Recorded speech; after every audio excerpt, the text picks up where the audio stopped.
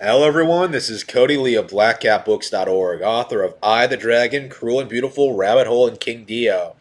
And I was just about to go to bed, but right before I could commit to doing that, to doing the one thing that I really need to be doing right now.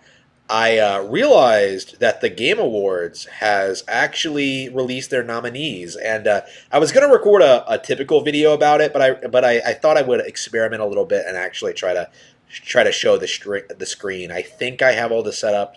Anyway, so yeah, the Game Awards. The Game Awards 2021 nominees have been revealed. The nominees were selected by more than 100 media publications and influencer outlets. Yeah, because game journalism isn't corrupt at all. Yeah. So the reason I wanted to go over this before the show itself was kind of talk ahead of time about how corrupt this entire process is, because I think a lot of people were dismissive about my complaints and feelings about the Game Awards last time I talked about this. I can't remember exactly what was said, but basically I implied that they were going to ignore Nintendo like they always do and hype up absolute bullshit that nobody cares about. I haven't looked at the list yet, so let's see how correct I was about that. Let's see. Game of the Year. Deathloop? No. It Takes Two? No. Metroid Dread? That is the Game of the Year. Psychonauts 2, Ratchet and Clank, Resident Evil Village. So yeah, everything. So this is the Game of the Year lineup here.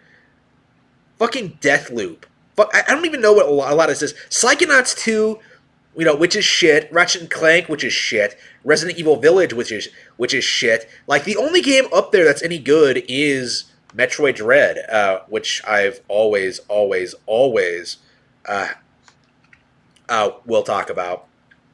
How much storage do I have? Anyway.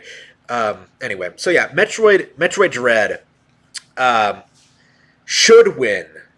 Absolutely, it's by far the best game on the list. Most replayable, most fun to play. Nothing else even comes close. But what are they going to push ahead?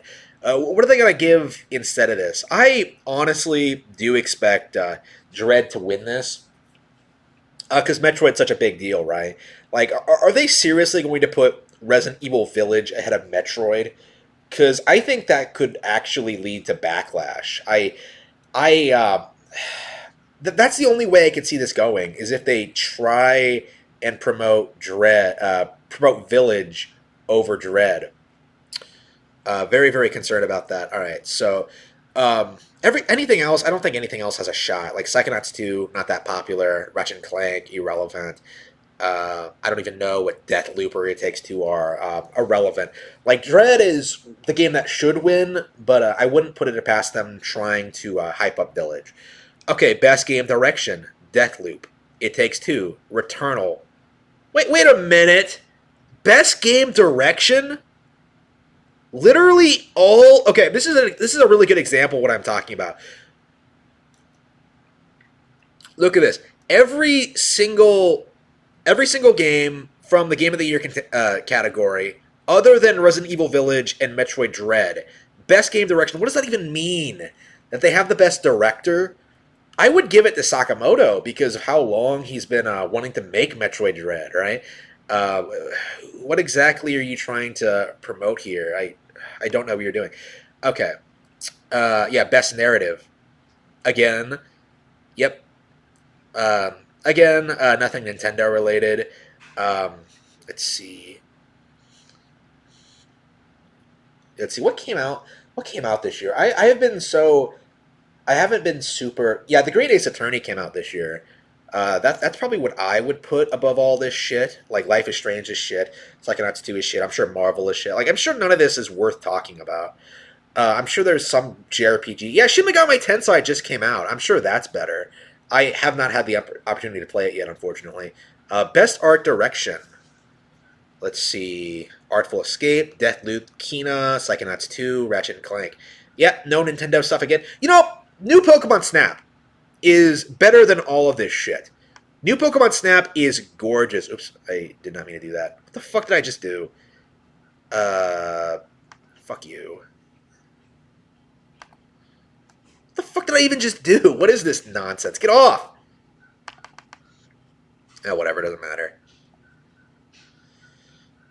Yeah, so new Pokemon Snap should win Best Art Direction, but here it is, not even nominated. Best Score in Music, Monster Hunter Rise. Let's see. Wait a minute! Hang on. Monster Hunter Rise wasn't nominated. That came out this year. Yeah, so yeah, that's a game I would put up for Game of the Year. Like I would put up New Pokemon Snap, Monster Hunter Rise, Metroid Dread, and what else came out this year? Those are the big three that I would consider for Game of the Year. And like two of those three are not being acknowledged at all. Like, is Monster Hunter Rise not being nominated because it's not World? Is that the reason? Because I think World was all over the place when it came out on PS4 and Xbox One. That is a very interesting tidbit. Very interesting. Let's see. Close that. All right. Let's see. But yeah. Oh no. Oh no. Best score in music. Yep.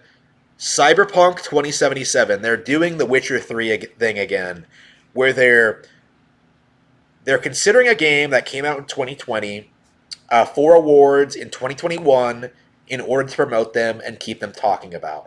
This is straight up corruption. This needs to be condemned. This is all shit. Like Deathloop, nobody cares. Marvel, nobody cares. Nier Replicant, nobody cares. Like I said, Monster Hunter Rise. Um, I'd say yeah, Dread has great music. Like Dread, I haven't listened to a lot of the OST. It's great. Yeah, Dread wins that too. Best audio design. Yeah, Metroid Dread. I would say probably new Pokemon Snap. Like again, like look at this. Like there's no Nintendo game nominated for any of this. Like Deathloop being shoved everywhere. Don't even. Let's see. Best performance. Okay, the best performance is whoever did the screaming Samus in Metroid Dread. That's the best performance this year. Everything else can just get fucked. Games for Impact, nobody cares. Best ongoing. Oh man, they're not nominating. What is all this shit? Wouldn't Splatoon be considered an ongoing game? Like again, they're just filtering out all this Nintendo stuff. But look at how little Nintendo stuff is actually here. Best indie. Kina's not an indie game. Wait, is it like it's a PS5 exclusive, right? How is that an indie? Okay, let's see. It has to have a big studio behind it, right? Let's see. Best mobile game. Pokemon Unite. Best community support. No Man's Sky. Yeah, they have to shove it there somewhere. Look at all this shit. Like, what are these awards? Best community support? Who cares? Innovation and accessibility? What the fuck is this nonsense? Best virtual reality? Nobody cares. Resident Evil 4, yeah. Best action game? Yep, look at this. Nope. Best action game. No Metroid Dread. No Monster Hunter Rise, no Nintendo games at all. Shit like Back for Blood, which nobody cares about. Deathloop, nobody cares. Far Cry 6, Returnal. None of these games are in any way relevant. And yet somehow we're supposed to think there's some big deal. Best Action Adventure. Okay. Metroid Dread. Let's see. Yeah. Metroid Dread is the only Nintendo game that's getting nominated for anything this year. And yeah, it's well deserved, but I don't think it was my favorite game this year for sure. I think I do prefer Rise. I think I do prefer New Pokemon Snap. Best role playing. Yeah, Monster Hunter Rise. Yep, it finally gets nominated. Shin Megami Tensei 5. How is Shin Megami Tensei 5 getting nominated when it's only been out for like a week? Like, yeah, it's like they shoved it in there just to say that, like, oh yeah, we're putting it in there because we have nothing else to talk about. Best fighting.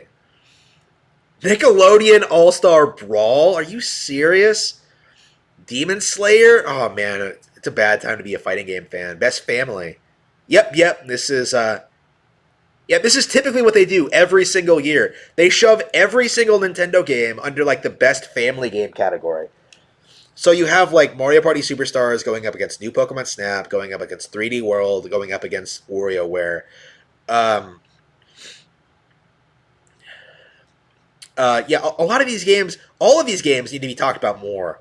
Like Mario Party is great, WarioWare is great. They're all good, but they're not getting the credit they deserve. Let's see, best simulation strategy, and a bunch of stuff I don't care about. Oh wait, best simulation. Wouldn't like Pokemon Snap be a best photography simulator? So yeah, that would win here. Best sports racing. Yeah, look at all this stuff nobody cares about. Best multiplayer. Back for Blood. Monster Hunter Rise. Yeah. Monster Hunter Rise one's there. Content Creator of the Year. Harmon Smith is better than all of these people. Best Debut Indie. Yeah, nobody cares. Most anticipated Elden Ring. I can't imagine Elden Ring not winning that, considering how hyped it is at the moment. Best sports game. Best sports athlete. Nobody cares. Nobody cares about. What the fuck was this? There's nothing to talk about. It's just a bunch of nothing. Of just random names just slapped all over the place. There's more like talk about like community support and just games for impact than like anything that's actually relevant. Like, where's all the genre shit? Like, it feels like they're not covering a wide range of genres. Like, I don't think that a lot of categories are being like adequately represented here. Let's see. I think RPGs are a good example. Like Cyberpunk 2077, Monster Hunter Rise, and Shin Megami Tensei 5. Like, yeah, they're all role playing games, but like they're all completely different. Monster Hunter Rise is a great action RPG, and Shin Megami Tensei 5 is a great turn-based RPG with like a lot of decision making and stuff like that. Like, they're not really all that comparable. You know what I mean? Like, I'm a big Monster Hunter fan. I'm not sure how much I would enjoy Shin Megami Tensei if I played it, right? So I don't think shoving them under the same genre is really a really good idea. Like, yeah, Metroid Dread versus Psychonauts 2. Like, they don't really have a whole lot in common. I would call Psychonauts 2 a narratively driven game, if anything. I don't consider it. I don't consider it like really on par with it.